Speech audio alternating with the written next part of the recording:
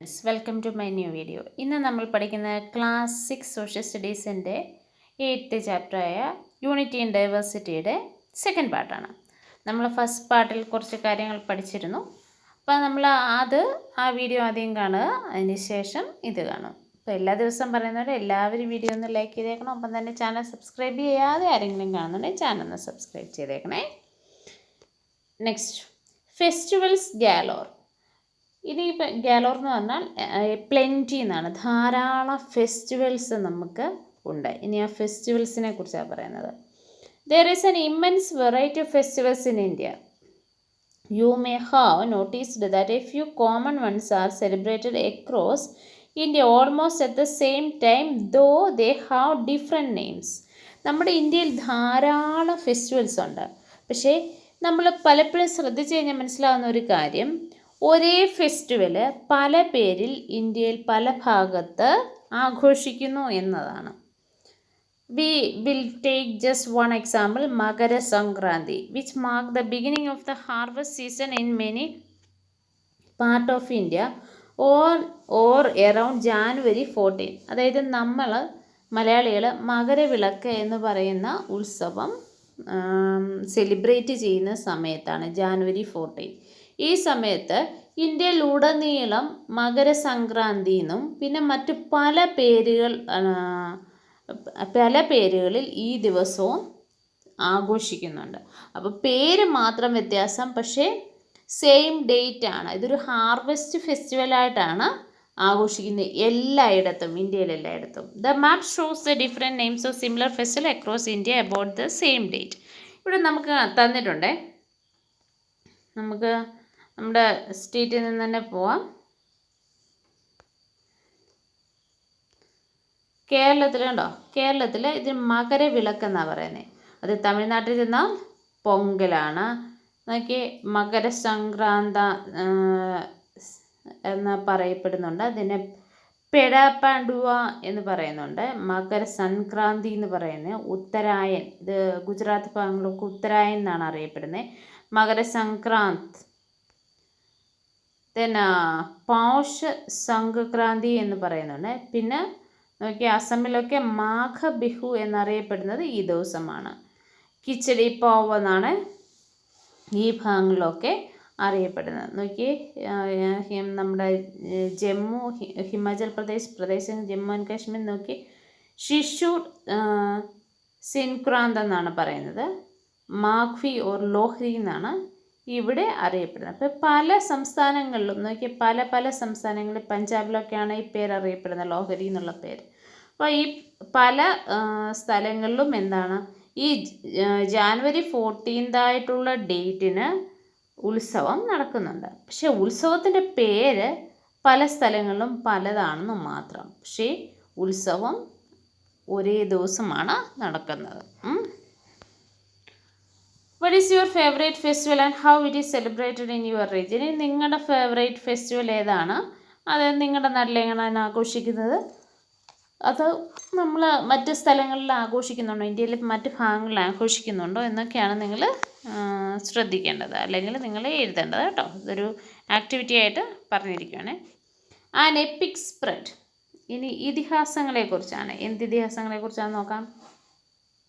Literature offers us another fine illustration of unity in diversity. അടുത്ത സാഹിത്യത്തിലാണ്. സാഹിത്യത്തിലും ഇതുപോലെ തന്നെ യൂണിറ്റി ഇൻ ഡൈവേഴ്സിറ്റി നമുക്ക് കാണാൻ പറ്റും. എങ്ങനെയാണെന്ന് നോക്കാം. Indian literature is extremely diverse and most abundant in the world. For centuries, despite different languages, technique, etc., they have shared important themes and concerns. ഇനി നമ്മുടെ ഇന്ത്യയിൽ പലതരത്തിലുള്ള എപ്പിക്സ്, അതായത് ലിറ്ററേച്ചർ, സാഹിത്യമുണ്ട്.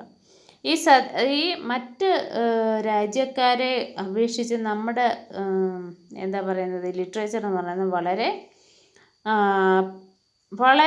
എന്താ പറയുന്നത്, സമ്പുഷ്ടമായിട്ടുള്ള ഒരു ലിറ്ററേച്ചറാണ്. They have shared important themes and concerns. Who has not heard of Panchatantra? Panchatantra, for example, പഞ്ചതന്ത്രയെക്കുറിച്ചാണ് പറയുന്നത്. അതായത് വിഷ്ണു ശർമ്മ എഴുതിയ Panchatantra.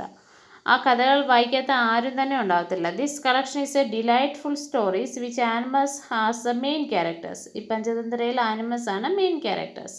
Teachers important life skills. ഇത് നമുക്ക് മനസ്സിലാക്കുന്ന ലൈഫ് സ്കിൽസിനെ കുറിച്ചാണ് ആ പഞ്ചതന്ത്ര കഥകളെല്ലാം പറയുന്നത്.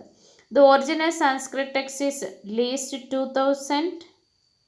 2200 years ago. 2200 വർഷങ്ങൾക്ക് മുമ്പ് ഉണ്ടായതാണ് ഈ പുസ്തകം. അതായത് വിഷ്ണു ശർമ്മൻ എഴുതിയതാണ് ആ പുസ്തകം. But it's stories have been adapted in almost every Indian language. പക്ഷേ ഈ സാൻസ്ക്രിറ്റിൽ എഴുതിയാണെങ്കിലും ഇത് പല ലാംഗ്വേജിലേക്ക് പിന്നെ ട്രാൻസ്ലേറ്റ് ചെയ്തിട്ടുണ്ട്. In fact they have travelled well beyond India all the way to South East Asia, the Arab world of Europe, inspiring new collections of stories on the way. അങ്ങനെ പല പല രാജ്യങ്ങൾ, നമ്മുടെ ഇന്ത്യക്ക് വെളിയിൽ പല രാജ്യങ്ങളിലും ഇങ്ങനെ സ്റ്റോറീസ് പഞ്ചതന്ത്ര കഥകളിൽ നിന്ന് ഉത്ഭവിച്ചിട്ടുണ്ട്. It is estimated that about 200 adaptations of the Panchatantra exist in more than 50 languages. ഏകദേശം 50 ഭാഷകളിൽ ഈ കഥകൾ പ്രചാരത്തിലുണ്ട്. These illustrations have one collection of stories have become many. ഇങ്ങനെ അപ്പോൾ ഒരു കളക്ഷൻ, പഞ്ചതന്ത്ര എന്ന് പറയുന്ന ഒരു സ്റ്റോറി കളക്ഷനാണ് ഇങ്ങനെ പല ലാംഗ്വേജിൽ ചെന്നപ്പോഴത്തേക്ക് ഒരുപാട് സ്റ്റോറീസായിട്ട് മാറിയത്, പല ലാംഗ്വേജിലേക്ക് മാറിയത്. And the most striking case however is that India's 2 epics, Ramayana and Mahabharata. ഇന്ത്യയുടെ ഏറ്റവും പ്രധാനപ്പെട്ട 2 എപ്പിക്സ് ഏതൊക്കെയാണെന്ന് ചോദിച്ചു കഴിഞ്ഞാൽ രാമായണവും മഹാഭാരതവുമാണ്. These 2 long Sanskrit poems which together might fill 7,000 pages in the original versions.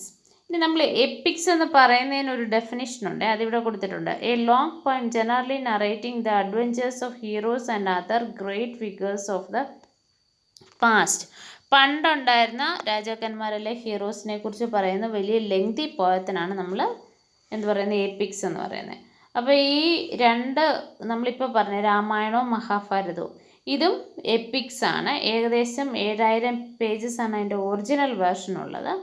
Narrate the stories of heroes who fight reestablish dharma. അതായത് ഇതിനകത്ത് stories പറയുന്നത് ഹീറോസിനെ base ചെയ്തിട്ടാണ്. നായകന്മാർ അവരെ ധർമ്മം മെയിൻറ്റെയിൻ ചെയ്യാൻ വേണ്ടി ചെയ്യുന്ന കാര്യങ്ങളാണ് പറയുന്നത്. In the Mahabharata, the Pandavas with Krishna's help fight their own cousins, the Kauravas, to recover their kingdom. പാണ്ഡവർ അവരുടെ രാജ്യം വീണ്ടെടുക്കാൻ വേണ്ടിയിട്ട് ശ്രീകൃഷ്ണനെ ഒപ്പം ചേർന്ന് യുദ്ധം ചെയ്തു അവരുടെ കസിൻസിനായിട്ടുള്ള ആൾക്കാരോട്, കൗരവരോട്. In the Ramayana, Rama, with the help of his brother Lakshmana and Hanuman, defeats the demon Ravana who was kidnapped his wife Sita. പിന്നെ രാമായണത്തിലാണെങ്കിൽ ശ്രീരാമൻ അദ്ദേഹത്തിൻ്റെ അനുജനായ ലക്ഷ്മണനോടും പിന്നെ ഹനുമാൻ്റെ സഹായത്തോടു കൂടി രാക്ഷസനായ രാവണനെ കൊല്ലുന്നു. രാവണനാണ് സീതയെ കിഡ്നാപ്പ് ചെയ്തുകൊണ്ട് പോയത്, തട്ടിക്കൊണ്ട് പോയത്. These stories contain many shorter ones in the focus on the value and constantly ask questions about what is right and what is wrong. അപ്പം ഇത് നമ്മൾ ഇതിനകത്ത് നിന്ന് മനസ്സിലാക്കേണ്ട ഒരു കാര്യം, ഈ സ്റ്റോറീസ് നമ്മൾ വായിക്കുക അല്ലെ ഇത് മനസ്സിലാക്കുമ്പോൾ എന്താണ് ശരി എന്താണ് തെറ്റ് എന്നുള്ളത് നമുക്ക് മനസ്സിലാകും എന്നുള്ളതാണ്. ഇവിടെ പിക്ചർ തന്നിട്ടുണ്ട്. നമ്മുടെ രാവണൻ ഒരു സന്യാസി വേഷത്തിൽ വന്നിട്ട് സീതയെ പിടിച്ചുകൊണ്ട് പോകുന്നതാണ് കാണിക്കുന്നത്. വലിയ എന്താ പറയുക, അദ്ദേഹം പുഷ്പക വിമാനത്തിൽ വന്നാണ് കൊണ്ടുപോയി എന്നാണ് പറയുന്നത്. ഇവിടെ നമുക്ക് ഗരുഡനെ കാണാൻ പറ്റും, ഗരുഡൻ്റെ സഹോദരൻ ജടായുവിനെ കാണാൻ പറ്റും. ജടായുവിനെ അരിഞ്ഞിട്ടാണ് അദ്ദേഹം കൊണ്ടുപോകുന്നത്. സീതയെ തടയാൻ ശ്രമിച്ചതാണ് ജടായു. അപ്പോൾ ഈ സ്റ്റോറീസൊക്കെ നമ്മൾ കേട്ടിട്ടുള്ളതാണ്, രാമായണ ബേസ് ചെയ്തിട്ടുള്ള കഥയാണ് നമുക്കിവിടെ തന്നിരിക്കുന്നത്. This class discussion try to identify episode depicted as a painting shown. ഇവിടെ നമുക്ക് ആ സ്റ്റോറിയിൽ പറയുന്ന ലക്ഷ്മണ രേഖയൊക്കെ കാണാൻ പറ്റും. ലക്ഷ്മണൻ സീതയോട് പറഞ്ഞിട്ട് പോകുന്നതാണ് ഈ വരയ്ക്ക് പുറത്തോട്ട് കാല് വെച്ച് വരരുതെന്ന്. പക്ഷേ അങ്ങനെ സംഭവിച്ചു. അതോടുകൂടി രാക്ഷസൻ സീതയെ തട്ടിക്കൊണ്ടു പോവുകയാണ്. For more than 2 millennium these 2 epics have been translated or adapted into regional literature in India and beyond. ഇന്ത്യയിലും പുറത്തുമായിട്ട് ഒരുപാട് ലാംഗ്വേജസിൽ, റീജിയണൽ ലാംഗ്വേജസിൽ ഈ രാമായണവും മഹാഭാരതവും ട്രാൻസ്ലേറ്റ് ചെയ്തിട്ടുണ്ട്, വിവർത്തനം ചെയ്തിട്ടുണ്ട്. In addition there are countless folk versions of them. അതുപോലെ പലതരത്തിലുള്ള നാടൻ ശീലുകളും അല്ലെങ്കിൽ ഫോക്ലോറും ഈ വെർഷൻസും ഉണ്ട് ഇതിനകത്ത്. A few years ago, a scholar conducted a survey in Tamil Nadu alone and counted about 100 versions of the Mahabharata that have come down to us in folklore forms. ഏകദേശം 100 versions മഹാഭാരതത്തിന് ഉണ്ടെന്നാണ് പറയപ്പെടുന്നത്. Imagine what the number might be in the whole India. അത് ഒരു തമിഴ്നാട്ടിൽ മാത്രമാണ് ഉണ്ടെന്ന് പറയുന്നത്. അപ്പം ഇന്ത്യയിൽ മൊത്തം എന്തുമാത്രം ഉണ്ടാവും? In fact many communities have their own versions of Ramayana and Mahabharata. They also preserve legends connecting with their own history with these epics. ഈ എപ്പിക്സ്, അതായത് ഈ സാഹിത്യം, ഈ ഇതിഹാസങ്ങൾ അവരവരുടെ റീജിയൻ. നമ്മൾ മലയാളത്തിൽ രാമായണം എന്താണ്, കിളിപ്പാട്ട് രാമായണം എന്ന് പറയുന്ന വേർഷനാണ് ഉപയോഗിക്കുന്നത്. വാൽമീകി രാമായണത്തിൻ്റെ തന്നെയാണ്, പക്ഷേ അത് തുഞ്ചത്തെഴുത്തച്ഛൻ എഴുതിയ കിളിപ്പാട്ട് രാമായണൻ എന്നാണ് അറിയപ്പെടുന്നത്. ഇത് നമ്മുടെ വേർഷനാണ് കേട്ടോ, മലയാളീസിൻ്റെ. This is especially true to tribal communities in many part of India such as Bhils, Gonds, the Mundas and many more. അതുപോലെ ഈ പല ട്രൈബൽ പീപ്പിളും, ആദിവാസികളും ഇതിന് പലതരത്തിലുള്ള നാടൻ അവരുടെ ഗോത്രവർഗത്തിൻ്റെ രീതിയിലേക്ക് വെർഷൻസ് ഉണ്ടാക്കിയിട്ടുണ്ട്, തർജ്ജമ ചെയ്തിട്ടുണ്ട്. Most tribals of India, north east and Himalayan regions including Kashmir have had their own version of 1 or 2 other 2 epics or both. ഈ രാമായണത്തിൻ്റെ മഹാഭാരതത്തിൻ്റെയും അവരുടേതായ രീതിയിൽ, കാശ്മീരിലൊക്കെയാണ് അവരുടേതായ രീതിയിലുള്ള രാമായണവും മഹാഭാരതവും ഉണ്ട്. ഇത് ട്രൈബൽസ് ആണ്, അവർ അവരുടെ രീതിയിലുള്ളത് എഴുതുന്നതാണ്. These tribal adaptations are transmitted orally along the legends on how the heroes of Ramayana and Mahabharata generally any or all the 5 Pandavas, their wife Draupadi, but also sometimes their cousin and adversary Duryodhana visited the tribes' respective regions. ഇനി ഈ രാമായണ എന്ന് പറയുന്ന കഥയിലും മഹാഭാരതത്തിലെയും കാര്യങ്ങളിൽ, അതായത് ഇപ്പം നമ്മൾ മഹാഭാരതത്തിൻ്റെയാണ് പറയുന്നത്, അതിനകത്തിലെ പാണ്ഡവർ 5 പേരും അവരുടെ ഭാര്യയായ ദ്രൗപദിയും പിന്നെ അവരുടെ കസിനായ ദുര്യോധനും ഒക്കെ എത്തിപ്പെട്ടു എന്ന് പറയുന്ന പല സ്ഥലങ്ങളും ട്രൈബൽ പീപ്പിൾ പറയുന്നുണ്ട്. ഇവിടെ നോക്കി, ഇവിടെ പഞ്ചപാണ്ഡവ എന്ന് പറയുന്ന ഒരു ക്രേവിങ് നമുക്ക് കാണാൻ പറ്റും. ഒരു സ്റ്റോണിൽ പിക്ചറൈസ് ചെയ്തിരിക്കുകയാണ്. തമിഴ്നാടുവിലാണ് ഇതുള്ളത്. ഈ നീലഗിരീസിലാണ്, ഫോറസ്റ്റ് ഓഫ് നീലഗിരീസിൽ. The shrine connecting the stone is maintain the Irula tribals. Irula tribals വളരെ ഫേമസ് ആയിട്ടുള്ള ട്രൈബൽസാണ്. ആ ഗോത്രവർഗ്ഗക്കാർ, ഇരുള എന്ന് പറയുന്ന ഗോത്രവർഗ്ഗക്കാർ മെയിൻറ്റെയിൻ ചെയ്യുന്ന ഒരു വിഗ്രഹമാണ്, നമ്മൾ സ്റ്റോണിൽ ചെയ്തിട്ടുള്ള ഒരു വിഗ്രഹമാണ് നമ്മളിവിടെ കണ്ടത്. An anthropologist K.S. Singh directed the People of India project as referred as earlier. In the case of Mahabharata, he observed, there is hardly a place in the country which is an epic hero such as Pandavas did not visit according to folklore.